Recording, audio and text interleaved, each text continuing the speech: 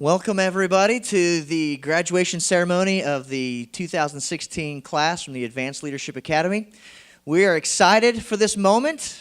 It's a little bit sad because we've gotten to know each other. I've gotten to spend the last 2 years with this team, and to not have to spend or not get to spend is going to be a little bit sad. Just a little bit. I'm just kidding. So let me start by saying congratulations and welcome, everyone. Congrats on a 2-year commitment being fulfilled. Over the last 2 years, you've invested over 174 hours, clock time, in your leadership growth and development and in learning, and the cabinet has invested in you as well. Over those 174 plus hours, you have gained practical experience, professional exposure, and personal connections. So when it comes to days like today, it reminds me of someday early in June, 1996, it was a Sunday, when from high school, I walked across a stage on a burning hot day and accepted a diploma, and I asked myself, well, years later, some questions like, did I have a clue what was happening in that moment? Did I understand what all that was preparing me for? And so I apply that to moments like this, and this is definitely not high school, right? I mean, duh. But the questions are the same, and so I'm just going to ask these questions of you. Over your last 2 years, here we are this afternoon. So what? I mean, who cares? And why should they?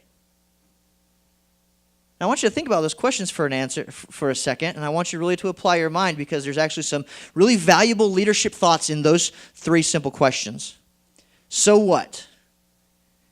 You mean 2 years wasted? You're going to sit here and tell me, so what? Like it didn't even matter? Like I just wasted all that time and energy? Who cares? What do you mean who cares? And why should they care? Well, I don't really care if they care. I want you to think a little bit deeper than that.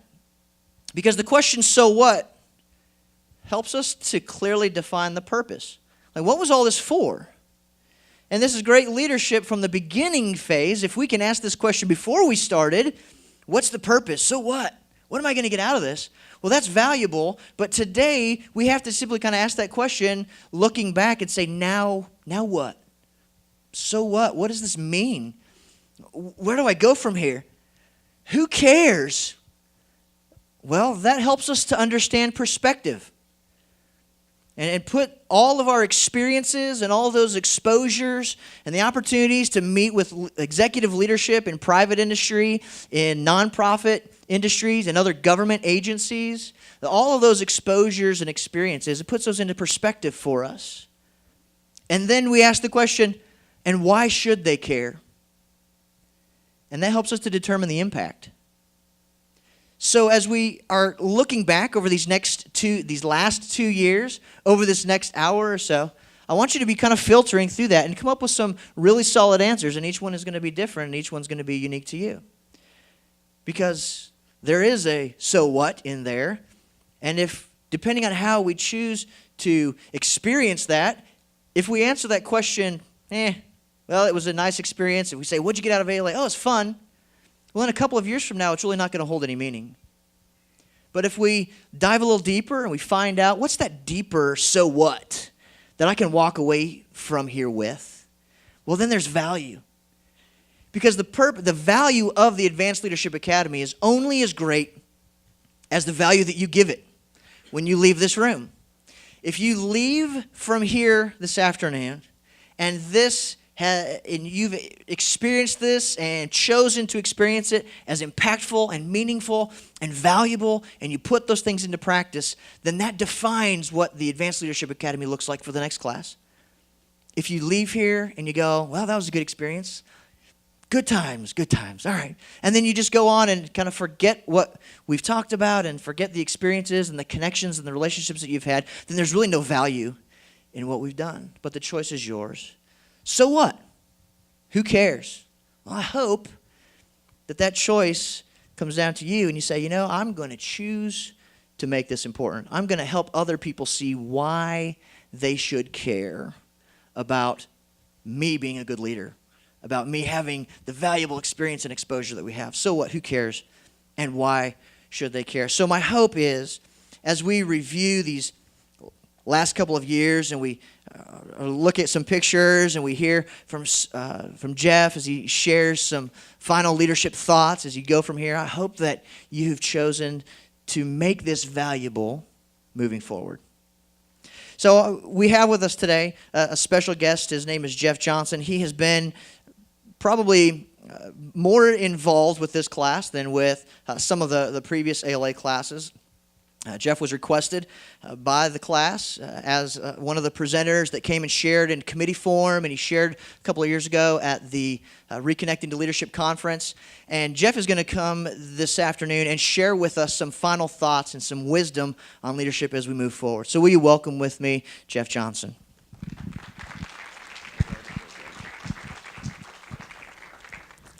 Well, it's an incredible honor to see you again. And I normally don't get invited twice because, well, you know why you do. So it is an honor to be here, really, and so excited about your accomplishments. Brian has told me a little bit about all that it goes through, and I know some of the class that's coming up next is here. And so I just want to congratulate you for all your hard work. And for those of you that don't know me, I'm a fireman in Lexington. I'm a major with the Lexington Fire Department, and I'm the guy that drives the SUV. And I was newly appointed to that. I was captain on Ladder 3 before that, so you probably knew me as that. And I am permanently downtown in the downtown area. And so Brian asked me to share some final thoughts and kind of challenge you. I think that's my role today, is to give you some thoughts. He said I should be inspiring. And so I don't know how inspiring I can be. I'm going to do my best, but I promise that just over the next few minutes before I hand it back to him and we see a presentation or such, I want to be real with you. Because I am a leader in multiple facets, as are most of you, if not all of you in this place. And leadership is close to my heart for a lot of different reasons. So I just want to share a few of those. If you don't mind, I'm going to share a couple of stories that kind of relate to that. And then I want to look at an old leader that led a lot of people about 3,000 years ago. And I just want to bring just two thoughts from his life, how he led, one that was positive, and a positive thing that he did, and one that wasn't so positive. And so before we begin, let me just ask you a rhetorical question, particularly those that we're celebrating today that have been through all that Brian has talked about. And this is rhetorical. You don't have to answer it, but I just want you to think about this in your mind for just a moment. What do you know or think about leadership now that's different when you began this academy 2 years ago? I want you to think about that for a minute. For some of you, it might not be maybe a whole lot. For some of you, there might have been a whole lot of water under the bridge. And maybe for everyone else as well. Maybe you haven't been through this particular academy. Maybe you went through an academy a long time ago. Maybe you can kind of think back to whenever you graduated from high school. Brian is very old, back to 96. But I was earlier than that. But just anything that, you know, some kind of... I've got 3 daughters. One's 23, one's 21, one's 19. The oldest got married last year. She's in a new reality right now. My middle one is getting married this August. She's still in a current reality, getting ready to be in a new reality. And so all of us have those moments in our lives where we thought a certain way then, we experienced some things, and then we think a different way now. So as I talk to you through a few points, I want you to think about that today.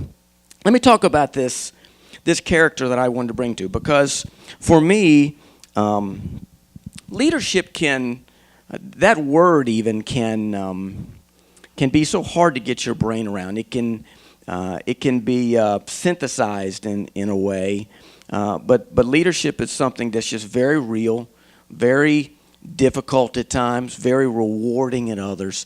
And I love whenever I want to be challenged. I'm encouraged when I look at people that have gone before me, and I think, man, if they could do it, I can do it.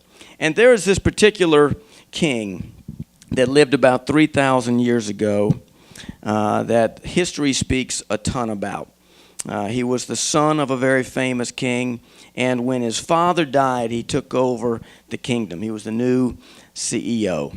History says this happened in about the middle 900s BC. So it was a very, very long time ago. And history indicates that at the very beginning of this reign, he was a young king at the time, millions of people to oversee, a lot of responsibilities, and he was overwhelmed with the task that he was handed. Now, I don't know if any of you have ever been overwhelmed or had the courage to say you were overwhelmed. I can be transparent. When I was first given my new assignment as a district major downtown with some of the greatest hazards we have, I'm in headquarters. Has any of you ever worked in headquarters where all the bosses are? Everybody, you can't get away. You know what I'm saying? Some of you that kind of work in outlanding stations, you know what I'm talking about. You can kind of, hey, I'm glad I'm out there. And when I was first handed this assignment, I didn't know whether to cheer or to cry. You know what I mean? And I can remember thinking, man, I am out of my comfort zone. Has anybody ever felt out of your comfort zone at all? You know, and I chose to embrace being out of my comfort zone because I have learned it's really then when I grow the most, when I'm willing to be put in a place where it's risky and when I'm willing to manage people that quite honestly are a lot smarter than I am and been around a whole lot longer than I have been. It takes great courage. And I have found in my experience that I grow the most. And this young king stood up to the task, and the one thing he asked for was wisdom when he did this. And then many years happened. He did a pretty decent job as a king. His name was Solomon. His father was King David. You've probably heard of them before. David and Goliath kind of a deal. And if you haven't heard of them so much, maybe you heard of some of Solomon's writings because the Byrds put music to some of their thoughts in 1965 with a #1 hit. Can anybody tell me what the Byrds' #1 hit was? Words from King Solomon's writing. Can anybody tell me what that song's title is? They're very good. Our cameraman, give him a hand of applause right there. I don't know if he was alive in 65, but he knows his music. You know, turn, turn, turn for the Byrds, for everything there is a season. And so what's special about Solomon is that as a king, he took over a country in the Middle East. A lot of history, even beyond sacred text, is written about him. And as a young king, he takes over. And in the latter part of his life, he begins to write some thoughts now after leading, making great decisions, making not so great decisions. And these are the thoughts that I want to share a little bit with you today because I'm encouraged by that. Now, I don't know if you've ever read anybody's biography, particularly when it's written at the end of their life, but I find it very, very interesting because I don't know if you realize this or not, but when people get old, they don't care what they say. Anybody know what I'm talking about? I mean, they get to a certain age, and it's like there is no more filter for whatever reason. And Aunt so-and-so or Grandma or whoever it is, I just got back, my aunt and uncle. I've got a favorite uncle of mine. He served with the DEA for 27 years. He was assistant attaché in Colombia, Bogota, when they captured and killed Pablo Escobar. How can that not be your favorite uncle? You know what I'm saying? And spent a lot of time with him, and him and my aunt just celebrated 50 years of marriage. And so went down last weekend to their home in Florida, and so while we're there, his mother couldn't be there, and she's 90 years old, and so somebody stuck an iPhone in her face, and she's sitting in her little chair. She doesn't even know. She's not even looking at the camera. She's just kind of. So I guess they asked her. You don't hear the interview questions, but they asked her. Talk about Jerry and Mary Lou. Whatever. And so they had to cut some of it through because old Grandma, she's a little raw. And at one point she was like, "Yeah, congratulations on being married 50 years. I really didn't think y'all were gonna make it." But she's just serious, and so everybody's laughing. So.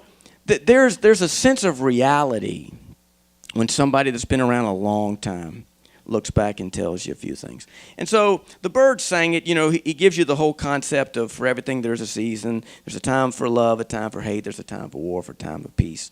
But I find it very interesting in some of the things that he talks about in there. And one of the things in his life that I've noticed is that he didn't do a very good job of passing on the things that he learned to his son. And I don't know how many athletes we have in the room. How many of you ever ran track? Anybody ever ran track? I brought me a few little props. They're not food, so I'm sorry. But how many know what this is right here? A baton, right? This one's pretty light. I've used it to ward off people every now and then in my office.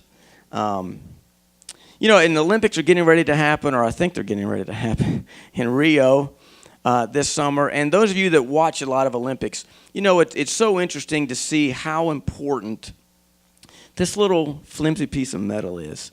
I don't know all the rules, but I know that the object is to get this all the way around the track, right? And it doesn't matter how fast each one of you are, that there's this little window of opportunity that you have to pass this.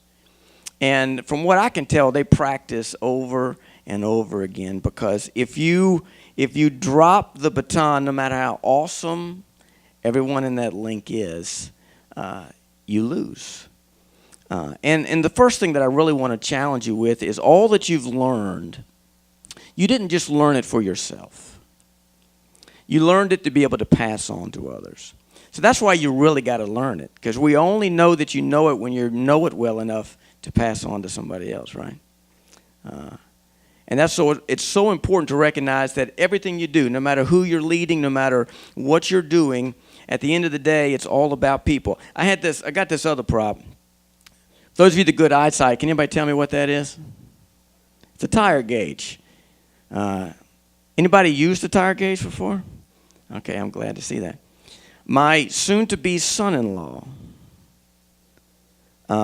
noticed that my daughter's tire was low in the driveway, and he said, I need to fill up her tire. I said, good boy. I said, I got an air compressor in the garage. Let's go out there. So do you have a tire gauge? I said, when every one of my daughters went to college, I placed one of these in their glove box. It better still be in there. He looks in her glove box. There it is. And so I'm looking at her right rear wheel, and he goes over, and he's like, how much pressure am I supposed to put in it? And I said, what's the tire say? It's on the tire? I said, yeah, it's on the tire. So he's kind of looking around. He seems like he can't find it.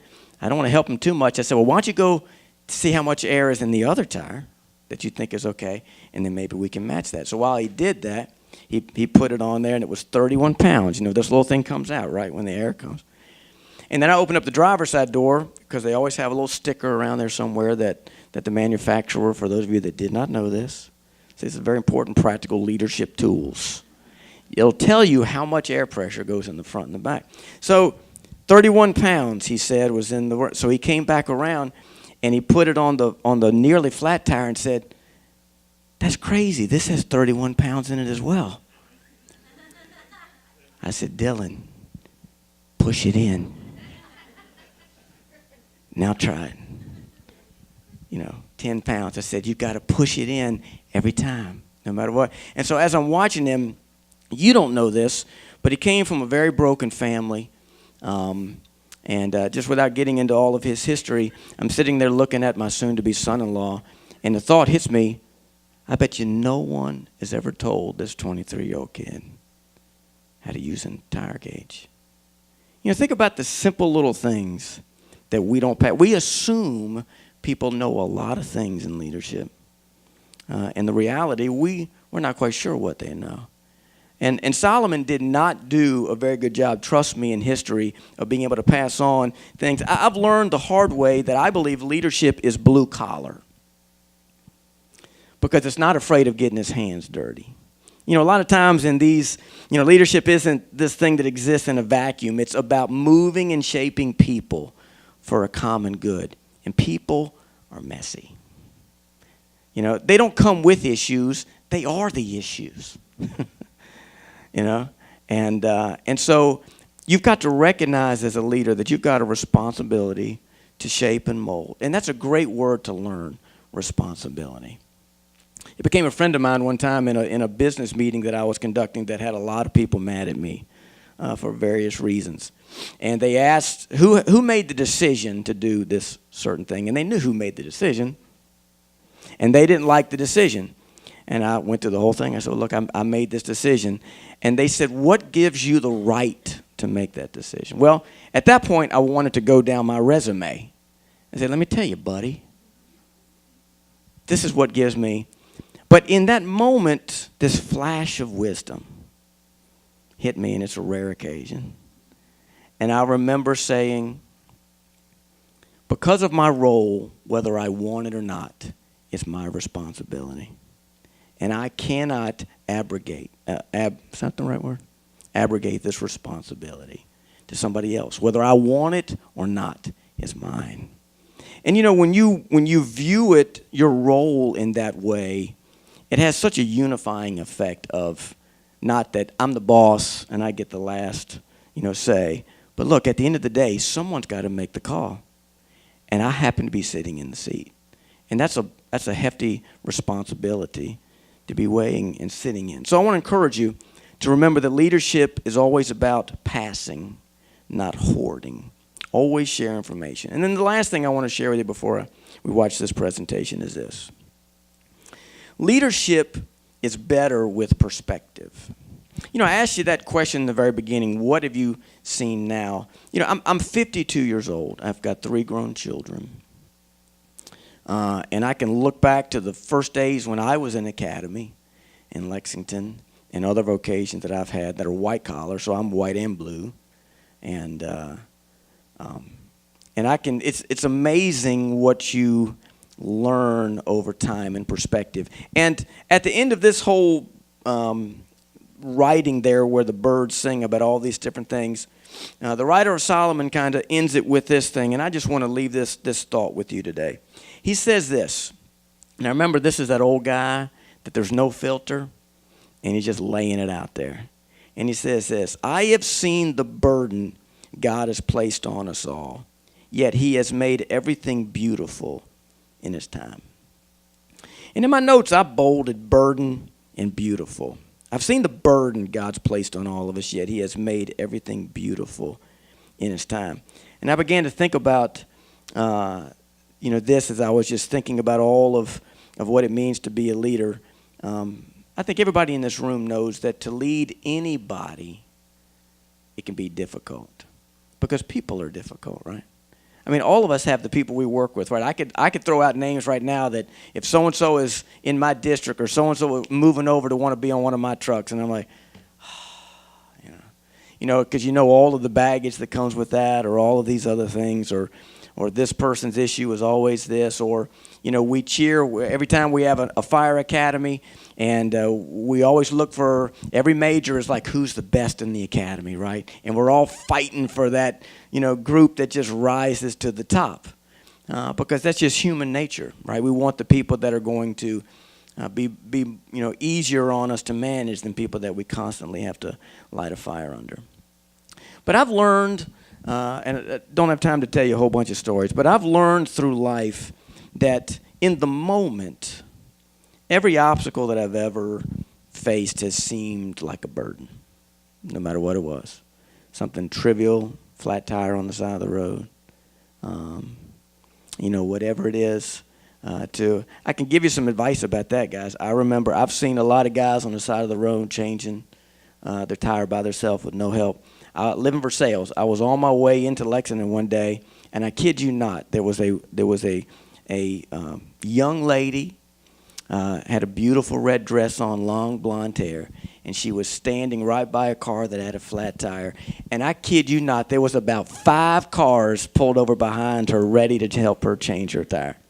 Now, I think she had a very smart husband. I think he was laying in the back seat to where nobody could see him. But look, there's human nature, right? We want to help. We like being around people that are like us. And we struggle sometimes with being around people that aren't like us. And we've got to push past that. We've got to grow past that. But let me challenge you with this thought. Whenever you are leading a group of people, whenever you have something that seems to be just overwhelming to you or something that's very difficult, and this goes way beyond this job. This could be in your home, in your family, in your extended family, in your marriage, with your kids. It doesn't matter. Just because you teach them right doesn't necessarily mean everybody in your sphere of influence makes the right choices, right? And the sad thing is that it affects all of us around them. And so whether it's you're leading with a suit and tie or whether you're leading, at home or wherever you are, I want you to think through the fact that in my life, every time I look past at things that I've thought were very difficult, in time, most of them become beautiful. Because that time span that taught me all the lessons, the things that has brought me through all the bad fires, all the guys getting hurt. I was on the job and here when Brenda Cowan, one of our last line of duty deaths, nobody would ever wish that on anyone.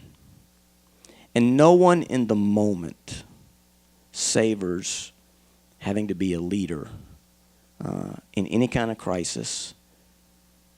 But when everything is going well, they don't need you to lead, right? Leadership really shows itself in crisis. It shows itself. They don't call me till something's on fire, till somebody's shot or something else happens. And that's when real leadership kicks in. So I want to challenge you to whatever you've learned today for all of us. This really goes for all of us in this room. Care enough about the next generation to pass it on. And then secondly, if you're involved in any kind of a task or with any kind of people group and you're asking yourself, what in the world did I sign up for? Or why am I here? Figure out a way to step back, get some perspective, and rise to the challenge to say, I'm placed here for such a time as this. And I've been trained well. I might feel out of my comfort zone, but they've given me all the tools that I need, and I'm going to step in and I'm going to do the job that's my responsibility. And if you do that, I truly believe at the end of your career, I think will not only affect this, and you'll be able to look back and have an incredible career.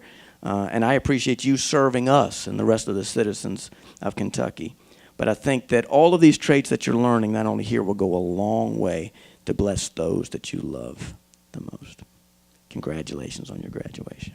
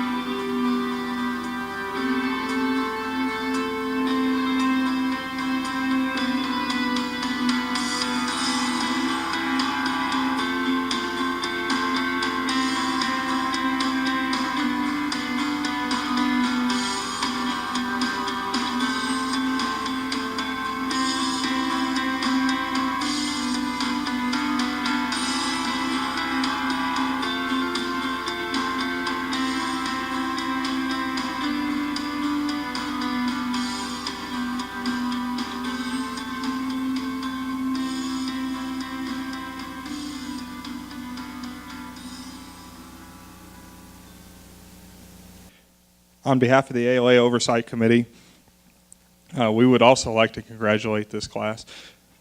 Brian will learn not to let me have the microphone if he doesn't want me to say something. So thank you, Jeff, for your challenge to our graduating class. You know, I've talked to a whole bunch of you. Don't know all of you personally, but very thankful that you were able to make the commitment to better yourselves for the future of our cabinet. And we would like to challenge you as the ALA Oversight Committee to go out there, like Jeff said, and pass on to others.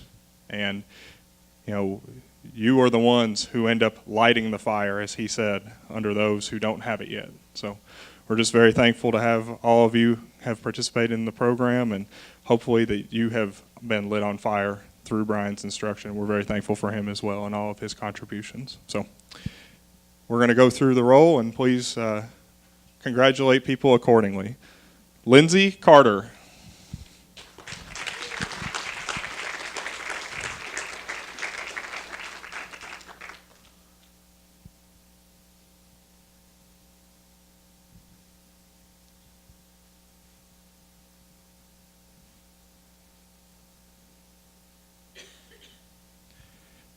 Sheila Chaffins.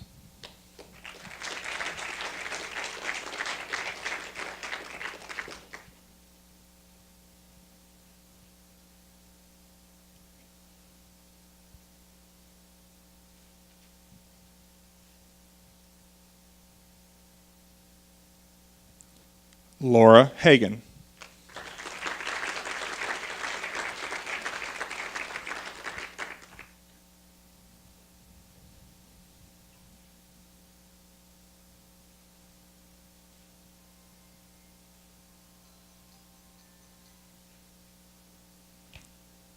Leslie Kennedy.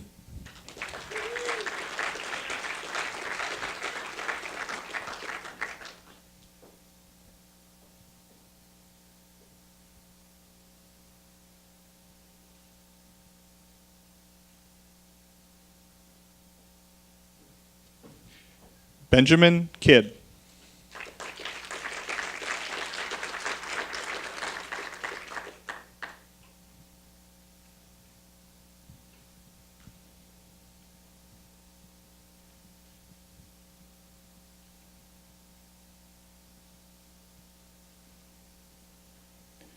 Tom McDaniel.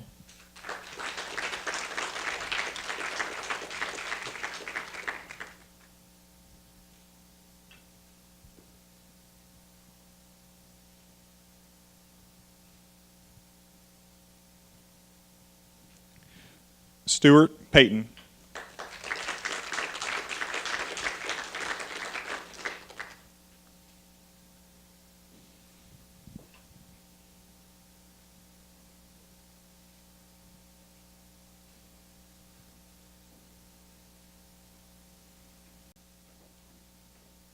Phyllis Robinson.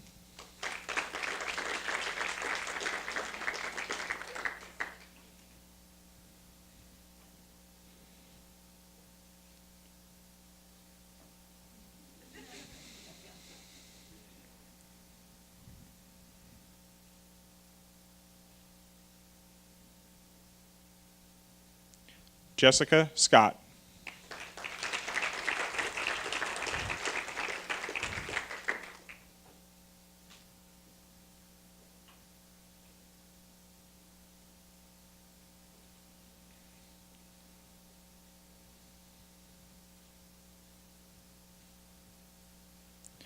Tony Yusefi.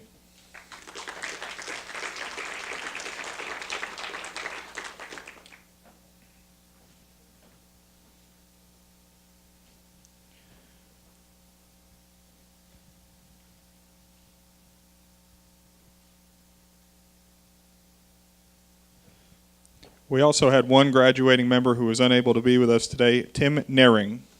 Let's give him a round of applause as well. It is my honor and privilege to represent both the ALA Oversight Committee and the class of 2012 for the presentation of the Tylan Smither Leadership Award. The Advanced Leadership Class of 2012 established the Tylan Smither Leadership Award to honor the life and leadership of Tylan Smither, not only for his commitment to the cabinet and the professional leadership that he embodied, but also to recognize his dedication to many church and community activities and projects that he participated in. Tylan regularly attended Shelbyville First Baptist Church, where he volunteered for the local backpack program. He was active in Sunday school. He also loved being outside and working outside, including landscaping, and his life also included lots of music. Probably the phrase that best exemplified his life was that of a servant leader. In the words of Alan Arnold, one of the 2012 graduates, Tylan was our relocation branch manager in central office, but honestly, he was heavily involved in all aspects of Right Away. One of the things that initially drew me close to Tylan was that no matter what was going wrong or who was at fault, he would very quickly help you figure out how to fix it and what needed to be done to get you there. He never saw him angry or even belittle one, or even come close to belittling anyone. Even in the midst of a sometimes volatile central office setting, or even the district office setting, Tylan somehow managed to stay out of the drama, be friends with both sides, and simply continue to work towards a peaceful solution with everyone. Tylan's generosity to everyone around him is exemplified in the fact that even after his passing, he continues to give as an organ donor. His selfless decision has been able to help many people so far, with all recipients doing well. And it is estimated that his kindness will ultimately be able to help up to 100 people. At this time, to help me present the award, please join me in honoring Tylan's wife, Jessica, his son, Cooper, and his mother, Caroline, as they join me on stage.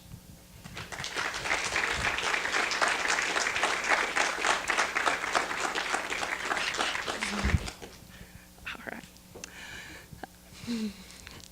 While there were many numerous qualified candidates receiving nominations for the award, this year's selection was based on the number of recommendations and the incredible information included within those endorsements. This year's honoree leads others in all walks of life, not just through their work here at the cabinet, but more impressively, their significant contributions to their church and their community. Just some of the highlights that were included in that endorsement included teaching Sunday school classes, serving as an instructor with the Grayson County Chamber of Commerce's annual leadership conference, helping organize the annual 5K fundraiser for a healthcare organization, participating in mission trips to Nicaragua, working each year on a community project in Litchfield called Repair Fair, during which home repair work is done for elderly folks in need of assistance. From a professional perspective, this year's recipient has long been considered a leader within the district and has recently been given the opportunity to showcase that talent on a cabinet-wide level. As a member of the 2005 graduating class of ALA, their commitment to the program did not stop there, but continued as a mentor to other ALA participants during their time in the program. They are dedicated to doing what is best for the Commonwealth and advocates fiscal responsibility. This year's recipient of the 2016 Tylan Smither Leadership Award is Patty Dunway.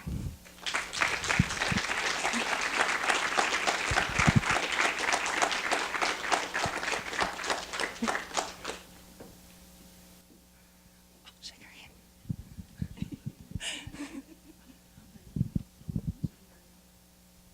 you want to say anything?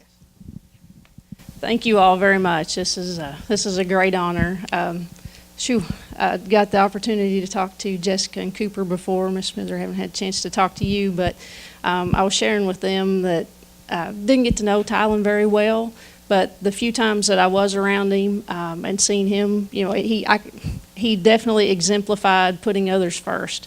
And that's one thing that's very humbling to me, because to be considered, and I really appreciate the nominations and the kind things that they said, but to be honored by your husband, father, and son, it's a blessing to me, and I really appreciate it. And I love the opportunity to work here and the people that I get to work with, so I'm very blessed by that, and I'm sure that he felt the same way, so we share that as well. And like I said, this is amazing, and I really appreciate it, and I hope that I can continue to live in his memory and do the things that he did. And I challenge the group that's graduating as well. I mean, this, as Jeff Johnson said, this is, a responsibility to be leaders, but it's also an opportunity to make a difference in other people's lives. And like I said, I have a feeling from everything I've learned that he definitely did, and I hope that I can do the same. And so thank you all very much.